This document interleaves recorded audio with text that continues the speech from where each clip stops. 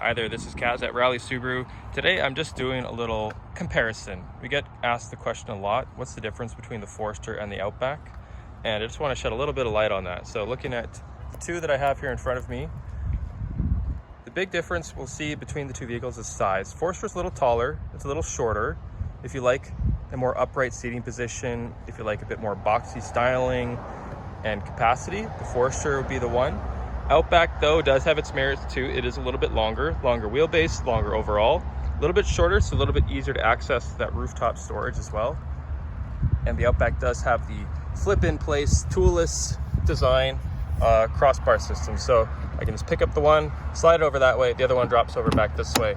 Very easy to accommodate rooftop storage.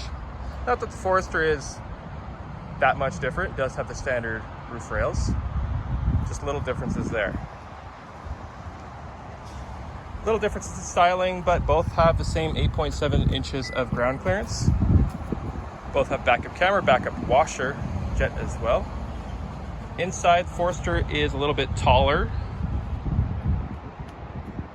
Both have a 60-40 split folding seat. Forester has slightly more space underneath the floor. Again, it's a little bit taller, so there's a little bit more depth there. And looking at the Outback, oh, sorry, wrong one here. Grab the key to this one. Outback's a little bit longer in length. Got a couple more inches of depth to use.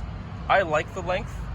You know, people do actually sleep in the back of their Outback. They're gonna be overlanding or camping. It's that long that it can accommodate a full-size adult.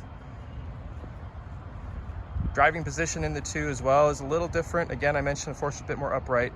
Outback has those wagon roots going back to the legacy Outback. Inside, the seating position is a little more relaxed, a little bit lower. You're sitting a bit more car-like. Now that's maybe a stretch to say car-like because it's still an SUV, maybe the anti-SUV, because it is a little different from the normal dimensions that you'd find in, let's say, a Forester. It's very traditional in its design.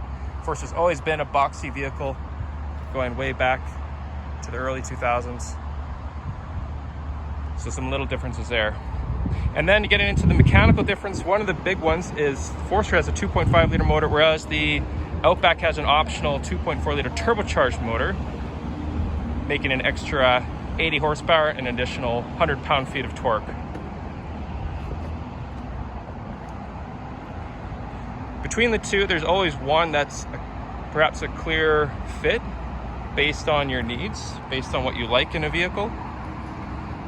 For any additional questions, get in touch with me, Kaz, here at Rally Subaru.